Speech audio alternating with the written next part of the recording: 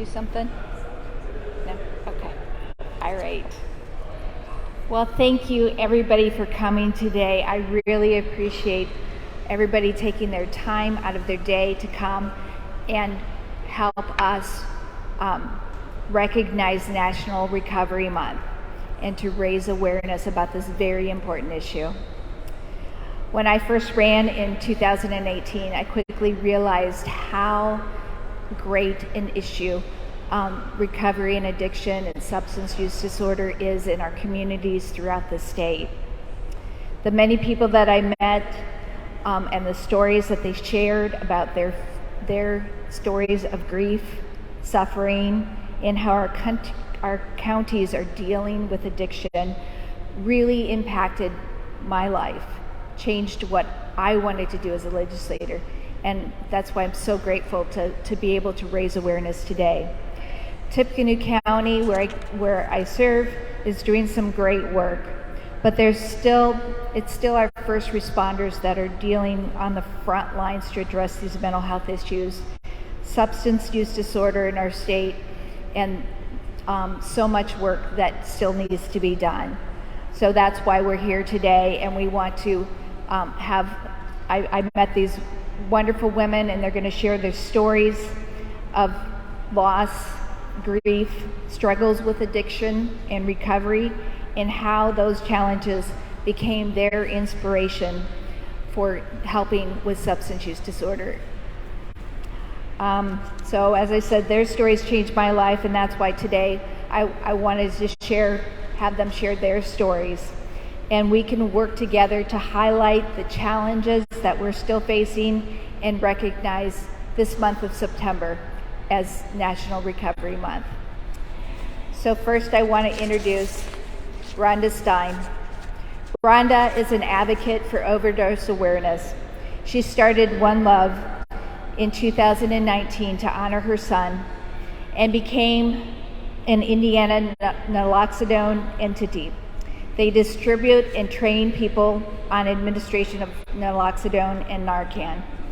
Currently, she's on the advisory board with Recovery Cafe Lafayette. She's been a volunteer at Lafayette Transitional Housing. She's been involved in Drug-Free Coalition for 8 to 9 years. And finally, Rhonda serves on Resilience and Recovery Network. That was previously the Opioid Task Force of Tippecanoe County. So please welcome Rhonda.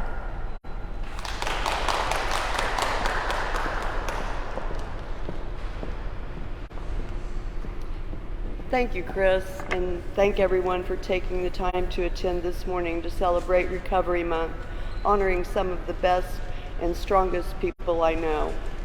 People can and do recover. Last month, we held our second International Overdose Awareness Day event at Lafayette Recovery Cafe. Unfortunately, many of us relive Overdose Awareness Day every day of our lives. We spent countless hours, months, and years trying to understand what caused the deaths of our children and this devastation to our families.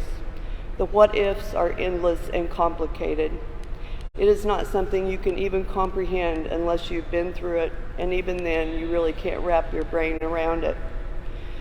The goals of International Overdose Awareness Day bring to light many points that enable people to recover, so I'm going to say many of the same things as I did at our event. I'm Rhonda Stein. My 25-year-old son died of overdose 10 years ago. He was only 25. There are no words to describe the grief of a mother whose child has passed. I wish it on no one, but it is the perspective from which I speak. I cannot imagine or tell you the grief of the fathers, brothers, sisters, partners, wives, husbands, children, grandparents, aunts, uncles, cousins, and friends. Each overdose death casts enormous ripples. I'm going to speak from my heart today and for the thousands of other mothers across the world. When over 299 overdose deaths are occurring daily in the U.S. and ever increasing, silence is no longer an option. Fear of confrontation is killing people. We are sick of our children dying. It all starts here, talking about our loved ones and ending the stigma and shame. It starts in communities where we can talk openly and come up with solutions to address drugs and drug use. Drug overdose and alcohol-related deaths continue to skyrocket in the U.S., signaling our country's failure to properly deal with substance use disorders. We have billions of dollars flooding our nation from the opioid settlement funds. We now have the money to save lives. Please help us. I'm going to go backwards through the goals of Overdose Awareness Day. Number 8, to inform people around the world about the risk of overdose. Some of the overdose risk factors are decreased tolerance due to abstinence, which may be a result of incarceration. People leaving incarceration are 8 times more likely to die of an overdose in the first 2 weeks of their freedom. The idea that forced detox in jail will make people healthier is verifiably false. It makes them 800% more likely to die. Or detox. Opioid users undergoing standard 28-day abstinence-based residential treatment are 30 times more likely to die of overdose than those who continue active use. Or if they've had a prior non-fatal overdose, or using opioids alone. Drug overdose is now the leading cause of death in Americans under 50 years old. 109,247 overdose deaths last year. 109,247 more broken moms and families. If 2 Airbus A320s were crashing every single day, killing 299 people, we would fix it. If 299 whales were dying on a beach every day, we would be outraged and do whatever it took to end it. Everyone needs to look at all the beautiful faces on this poster in front of me who now no longer have an opportunity to recover. This is how many people die of overdose in the U.S. in a little over a day, about 28 hours.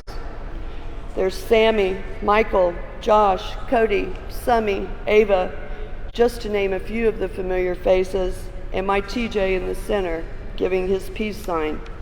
Please help us. When TJ passed in 2012, 109 lives were lost every day. 2 years later, the government tightened prescription narcotic drug restrictions to curb drug abuse, cutting off people who were dependent upon their prescriptions, tripling their suicide risk, as well as tripling drug overdose deaths. That number is leaving out the elephant in the room, alcohol-related deaths, which are at least 261 a day. Us moms want you to know that that number is not nearly accurate, as it does not include all deaths caused by drug use, including HIV, sepsis, MRSA, suicide, liver diseases due to Hep C, drug-induced heart failure, renal failure, murder, mental illness, inadequate and non-existing medical care due to stigma and judgment, or simply missing, to name a few. Moms have even formed social media groups to go into communities to try to find each other's missing children. The stories from moms that I hear every single day are beyond tragic. Please help us. Number 7, to prevent and reduce drug-related harm by supporting evidence-based policy and practice. My mom friend Jessie says, we may fool ourselves into thinking we are making progress, but the numbers don't lie. I can't say there aren't enough good people working hard to deliver the life-saving services aligned with those urged by the world's leading health organizations. Without the dedication and tenacity of these folks, the death toll would surely be higher. The counterforce that compromises these heroic efforts? Drug prohibition and our dogged determination to treat a public health crisis as a criminal matter. The U.S. has the highest overdose death rate and the highest prison population in the world.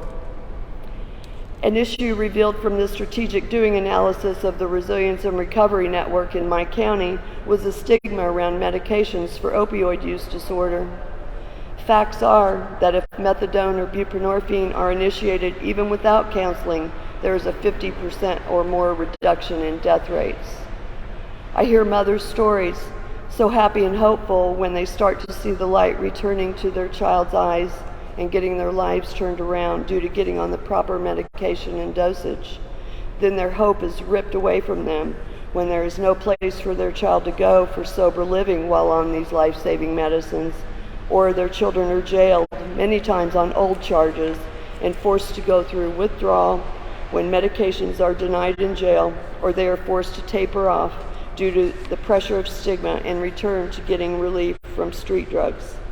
Offering all forms of medication for opioid use disorder while people are incarcerated is proven to reduce mortality and recidivism. We now have the money. Doctors have been prescribing methadone since the 1960s, but the archaic web of federal regulations has kept this medication so closely regulated that it punishes the people who desperately need it.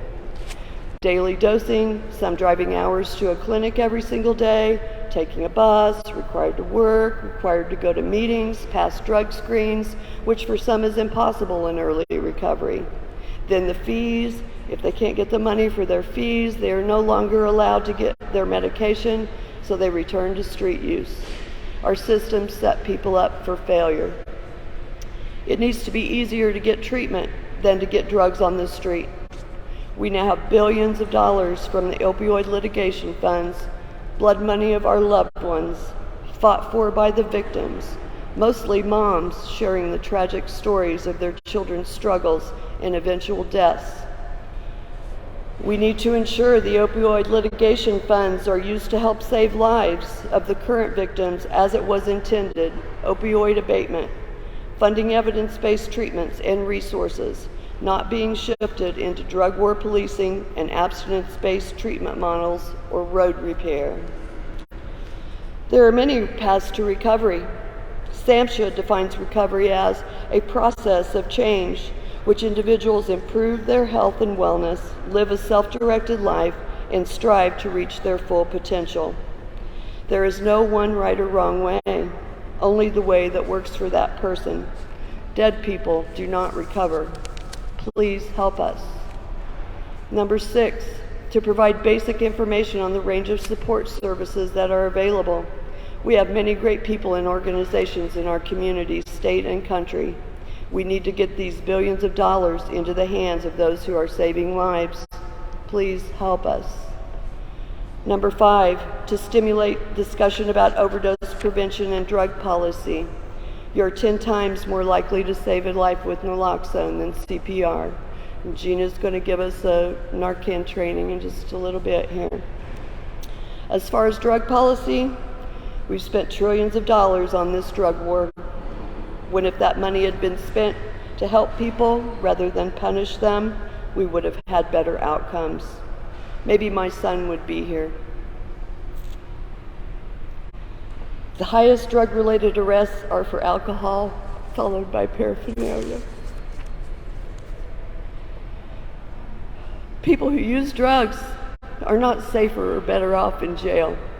Just ask my friend who was so thankful that her son, who is serving time at the Indiana Department of Corrections for drug charges, had been moved to a new dorm.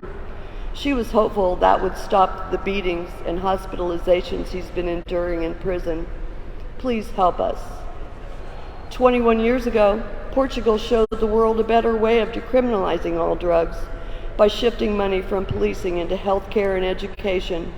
Yet we still resist changes in attitudes, values, and policies to address issues of rising deaths, human suffering, mass incarceration, violence, much like we experienced during alcohol prohibition.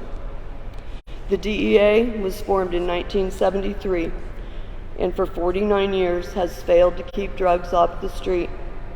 The more it fails, the more it's rewarded for failing. The more drugs on the street, the greater the potency, the cheaper and more available the drugs are, and the more people that die from overdose, the more funding the DEA receives. Our nation has spent $1.5 trillion or more since the Nixon administration moved to lock up drug offenders.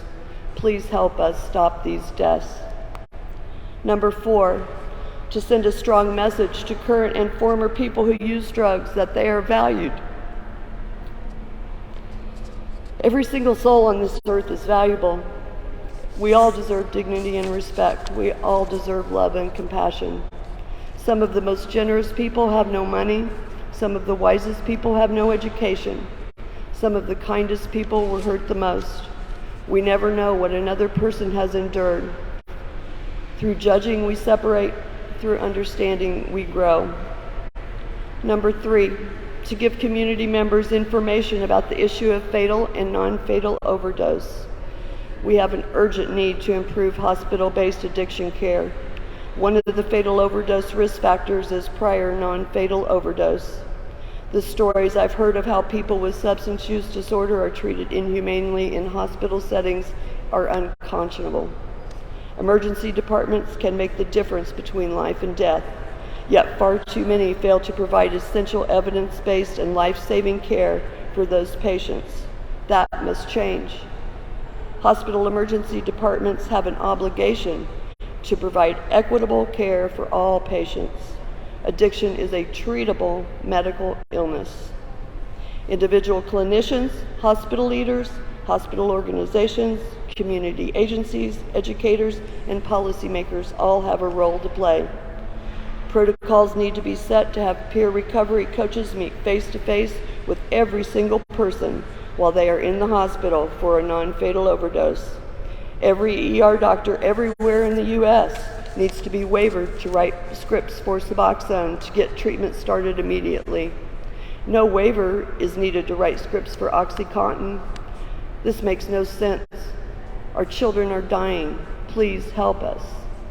In 1995, France allowed any physician to prescribe buprenorphine as a medication for opioid use disorder without additional requirements, which resulted in a 79% reduction in overdose deaths with minimal increases in adverse events or rates of diversion. Immediate access to treatment and the end of discrimination in medical care are the most important actions to stem the tide of fatalities. This is a public health crisis. We now have billions and billions of dollars. Please help us stop these deaths. Number 2, to include the greatest number of people in International Overdose Awareness Day events and encourage non-denominational involvement. A safe space, like we provide at Recovery Cafe. Number 1, to provide an opportunity for people to publicly mourn loved ones in a safe environment, some for the first time, without feeling guilt or shame. I met a mom at our overdose awareness event that hadn't left her house for 1.5 years. Please help us. I'm Rhonda Stein. My 25-year-old son, TJ, passed in May 2012 from an overdose of Xanax and Tramadol.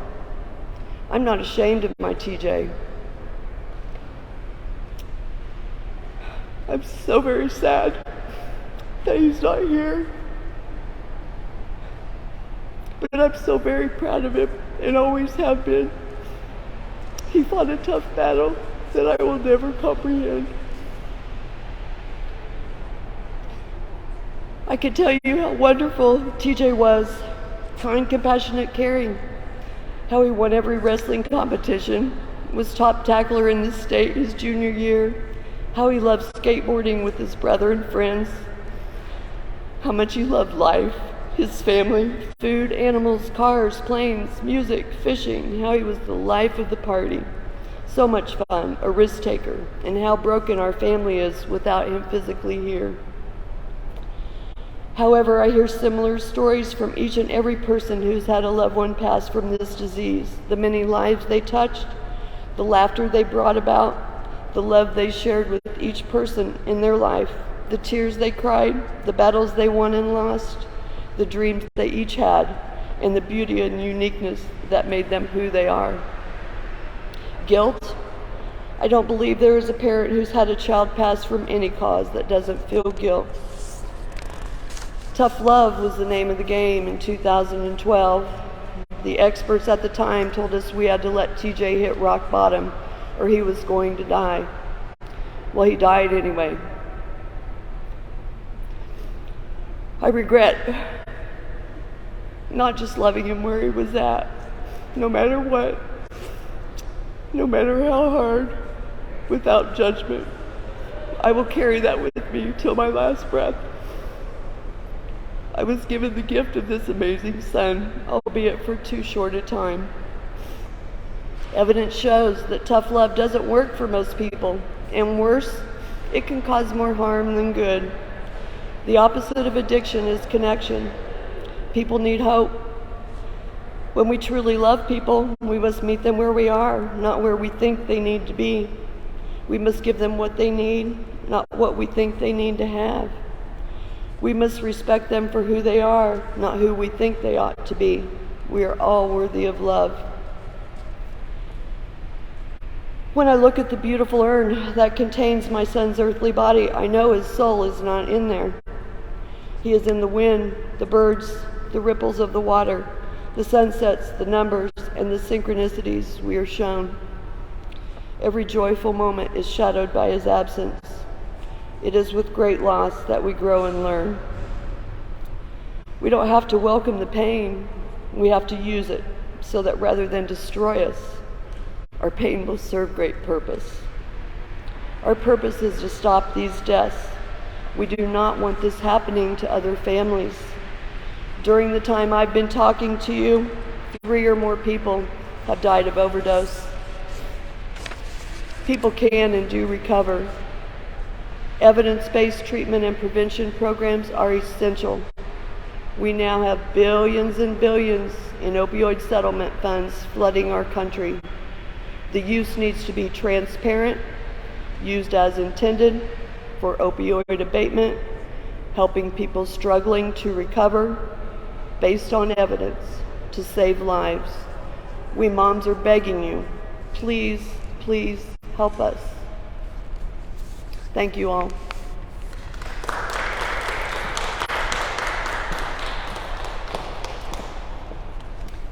Thank you, Rhonda, for sharing your story.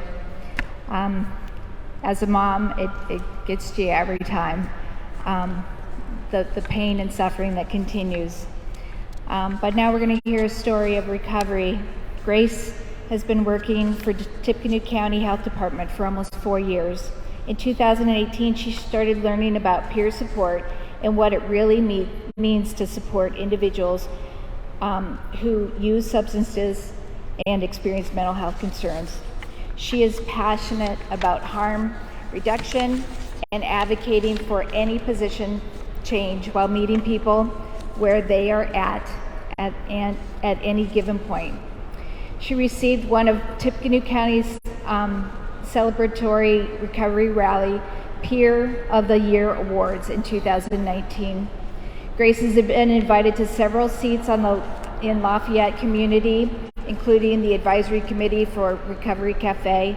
She is an active member of Team Hope for a Better Life, Brianna's Hope, a mutual aid support group for the whole family affected by substance use, and serves on the host committee for the annual Tippecanoe Celebration of Recovery Rally, and a certified addiction peer recovery coach. Welcome, Grace. Thank you.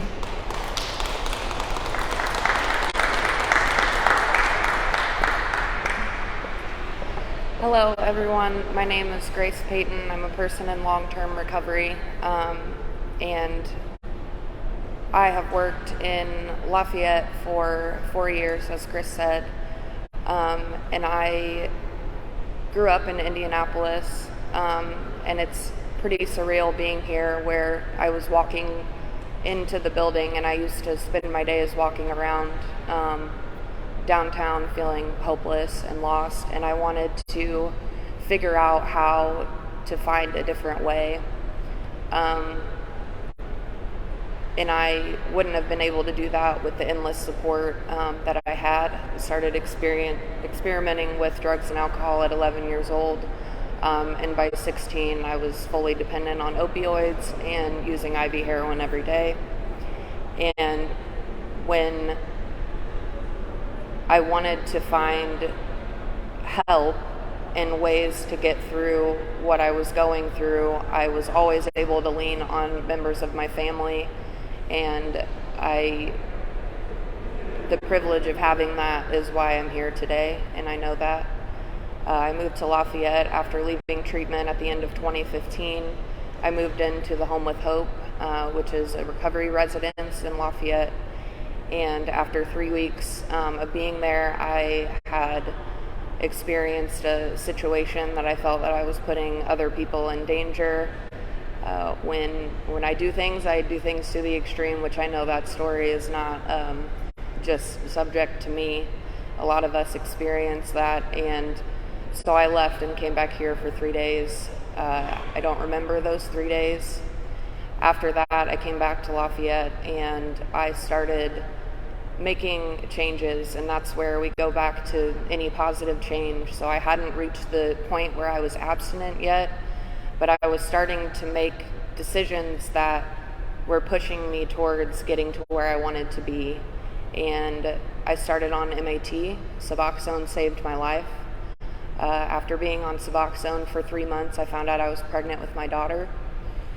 She's 5 years old now. She started kindergarten this year. I started speaking and telling my story when I was 10 weeks pregnant with her. And each time I tell my story, there's something different that comes out, because working and running a harm reduction program is, I see people every day who need support right now. And as Rhonda said, we need to meet people where we are, not leave them there. Each one of us has to find our own way, because we're all in recovery from something, whether it's traumas, relationships, homelessness, substance use, mental health. And if you've ever lost somebody to substance use or opioid use disorder, that loss creates something, a hole that's left. I've experienced many traumas, many losses in my life, and I know now that when I meet with somebody and we create a genuine relationship based on trust and meeting with the same values and knowing that my journey is different than theirs, but that doesn't mean I can't love theirs, because I do. And Nate Rush with Calla, he trained me for our certified addictions peer recovery coach training, and he says, if you like it, I love it. And I told him, in 2018 when I went through that training, that I would quote that. And also, you're in recovery when you say you are. That doesn't mean abstinence. It doesn't mean getting on medication. The small wins are everything, because the small wins are taking steps towards even further of not being 6 feet under. I'm very grateful for my life today. I'm very grateful for the Tippecanoe County Health Department, because if I hadn't been there for 4 years growing and moving in the direction that I wanted to, they have supported me. I get to be myself at work. I'm not one of those people that can walk in through the door and leave my emotions there. I think that's an old way of thinking that doesn't let people be fully holistically supported. You should be supported in every area of your life. And this can happen to anybody at any time. I was very young. I'm still very young.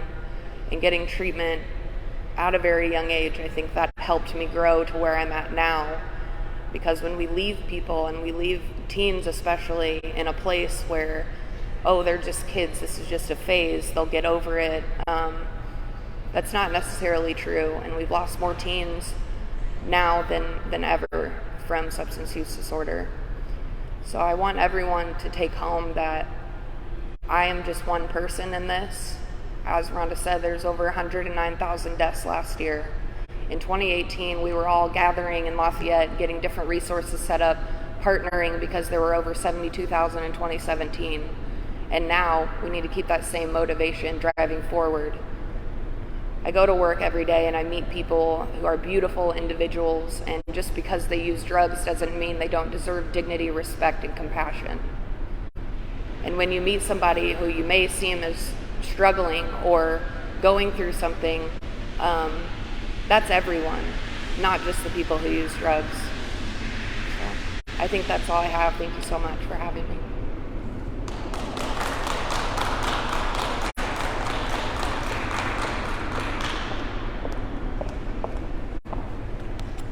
Thank you, Grace, for sharing your story.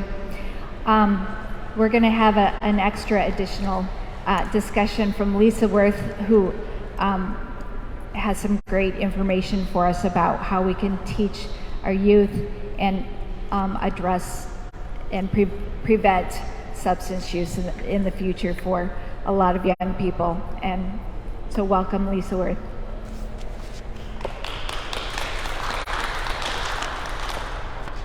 Thank you, Chris, and thank you to Grace and Rhonda for sharing your stories. My name is Lisa Werth. I'm a licensed clinical social worker and a licensed clinical addictions counselor with Calla Collaborative Health.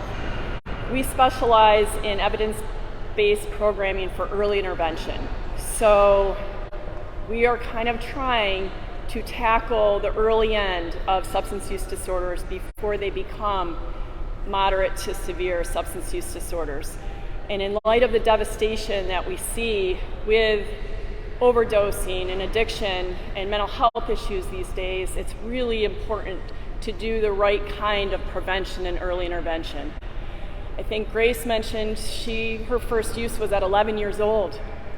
Rhonda's TJ, I never got to meet TJ. He passed so young. Most addiction is diagnosed before the age of 25. It is a young person's experimentation. It leads to other heavier using, and trauma is underlying a lot of use as well. So we need programs that aren't just checking boxes. People with substance use disorders interface with the legal system oftentimes, and the legal system has consequences, right? Fines, watch a video, go in a room with 30, 40 other people and do a workbook. These programs are ineffective. They're not helping people change. Early interventions are more important. We have a program called Get Smart, where the Recovery Works from the Division of Mental Health and Addiction is now piloting this program for misdemeanors. And so those are people generally that are experimenting and using and getting into trouble, mistakes, right? And if you get underneath and help them before their using becomes longer term, when you really educate and help them look at their own relationship with their substance. Why are they using? What's happening in their life? How do you build support systems, right? Programs taught by licensed clinicians and peer recovery coaches, people that have the right kind of experience, is really important. So I appreciate the opportunity to just kind of give a tag for early intervention as an evidence-based program that can really help people make changes before they're addicted. And then we lead to, right, lots of devastation. So, thank you.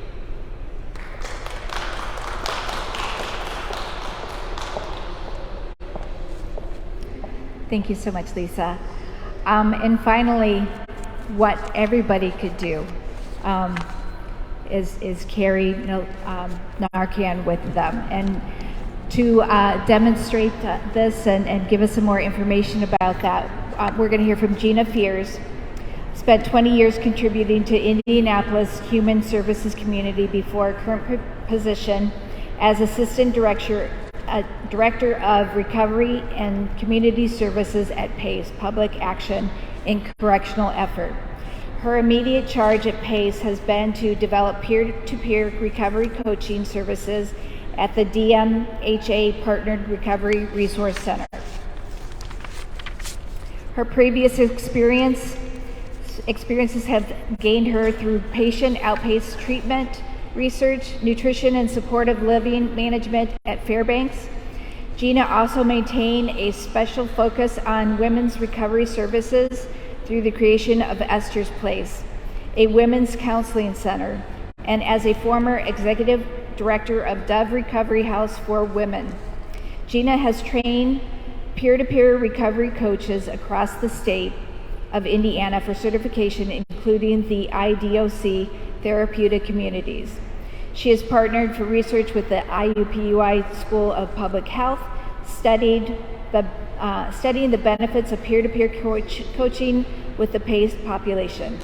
She has served as the first program coordinator for the newly created Mayor's Office of Offender Re-Entry during the Ballard administration. Additionally, Gina serves as the Quality of Life Neighborhood Engagement Director for Indy East Promise Zone, Martindale Brightwood neighborhood. Welcome, Gina.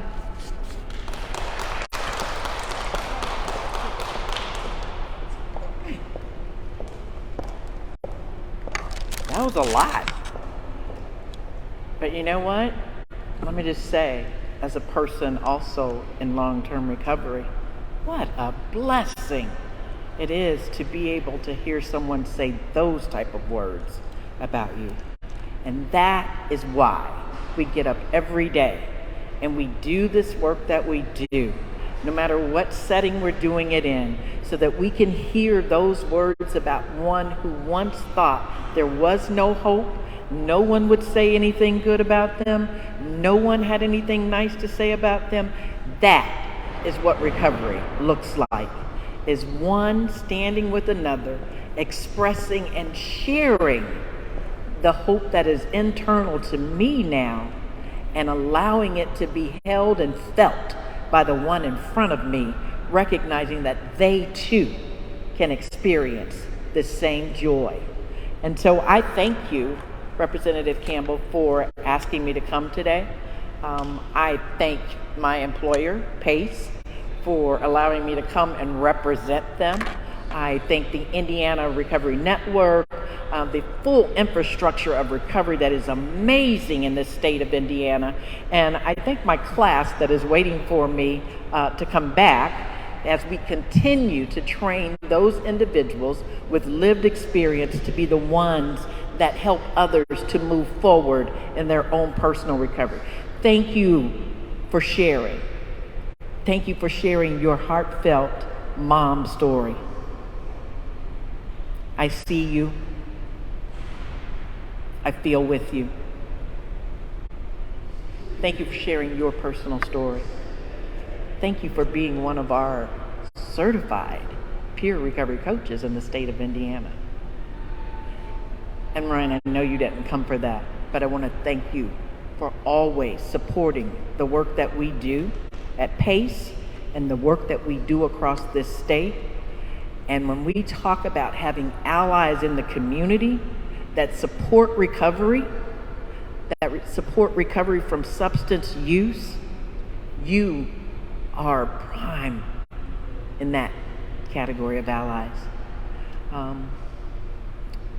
So at PACE, we've been around for 62 years. And for 62 years, we have serviced individuals that have been engaged with the justice system. And what we know is that at a point in time, if we can really sit down and talk to them, some 80% of those individuals will share that they have had some incidents with substance use. And so for all of these years, PACE has been working. The fact that PACE and I are the same age, don't get it twisted, I haven't been there the whole time. But we've been working to try to see how to impact that side of things. So we've watched mass incarceration happen at our agency. We have watched mandatory sentencing happen because of drug-related offenses. And it's not always been because that person was the distributor, but so many of those individuals were those that needed an opportunity to access treatment. And there were disparities even in the access to the treatment. Well, here's what we simply learned. That we could not incarcerate our way out of this issue. This is a human issue that needs human solutions. And we all need to be a part of that solution. And so one of the things that PACE focuses on heavily in it is the piece of programming that I get to be a part of there. And I do mean I get to be a part of, because it is an honor and a blessing to do so, is to work in that area of helping individuals to access recovery, no matter what its pathway or entry may be. And that might be through treatment. And yes, some 26 years ago, that was my pathway in. But that's not everyone's pathway. Some of us come through the friend. Some of us come by way of the incarceration system. Some of us come through our church. Some of us come through other methods, through our community. Some of us are just enveloped and loved by people, and we get it that way. Some of us are, yes, participants in MAR programs, medicated assisted recovery. Some of us actually come as a result of survival of what could have taken us out. That's what I want to talk to you about, because that is my charge right now at my agency.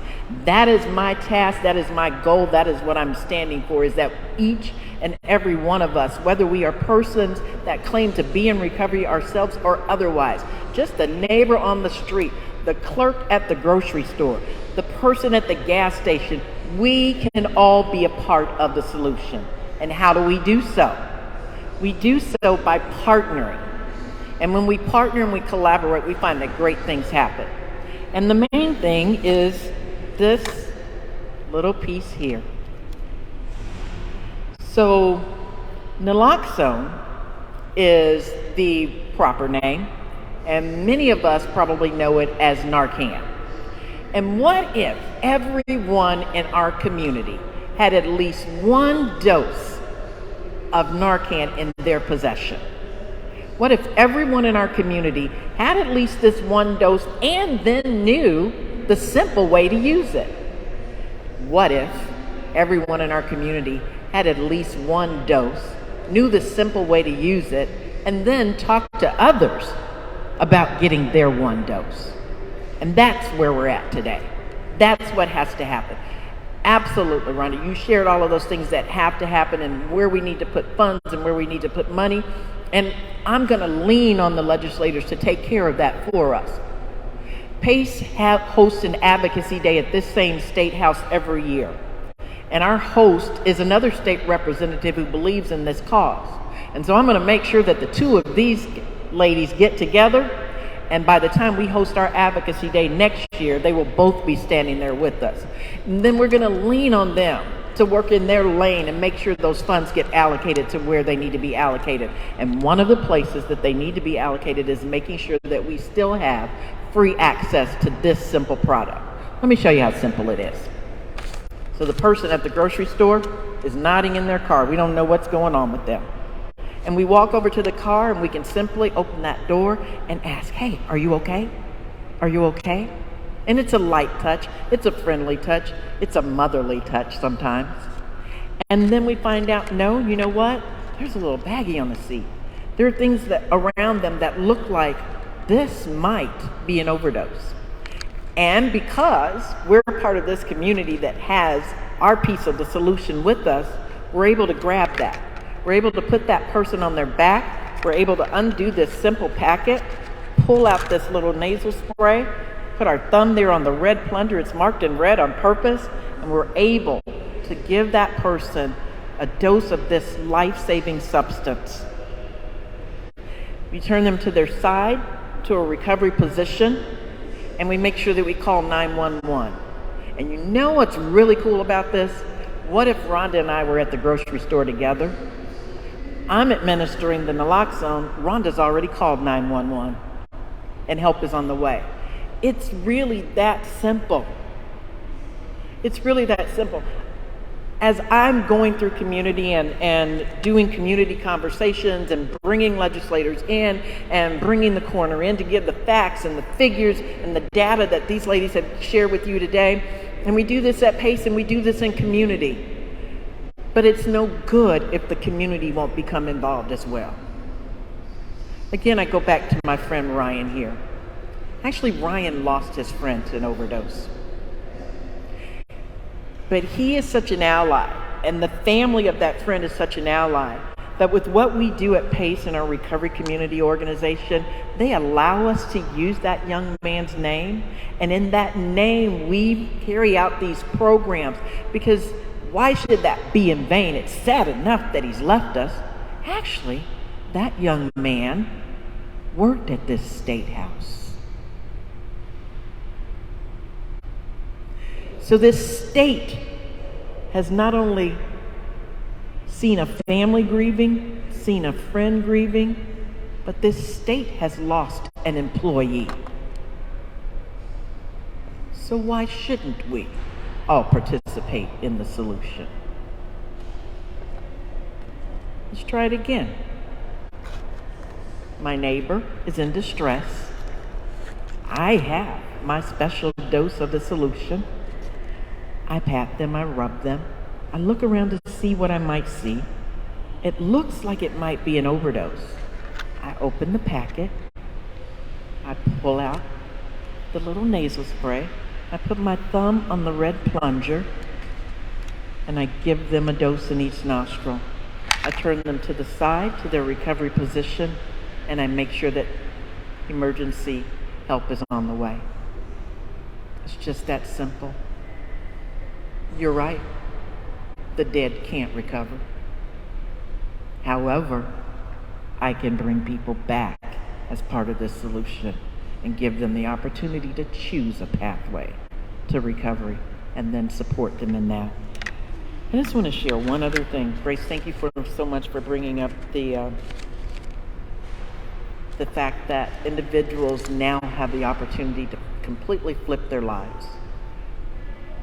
Myself being an adjunct trainer for the Mental Health of America, Stanley W. DeKemper Training Institute, it's a whole mouthful now, but it has a purpose, has trained over 2,000 peer recovery coaches this year. People are walking around taking what may have been the worst experience in their life, and they are on purpose using it to help others stay alive. They are on purpose using it to help others experience that any positive change. They are on purpose walking harm reduction. So when you hear that term, harm reduction, ask yourself a few more questions. Think about the seatbelt in your car. I'm old enough to remember when they weren't there. It's harm reduction. I remember when car seats for babies were just pumpkin seats with a little wire in the back, and now they are so safe.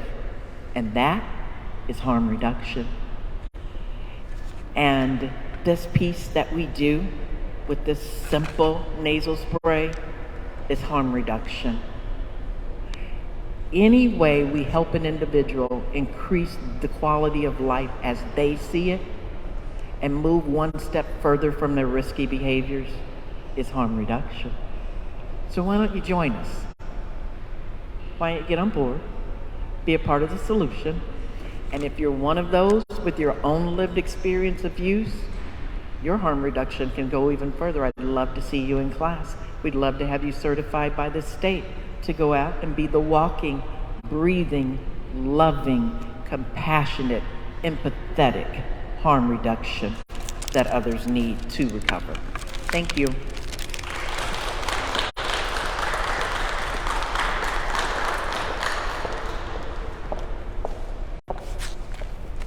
I just want to give one more final thanks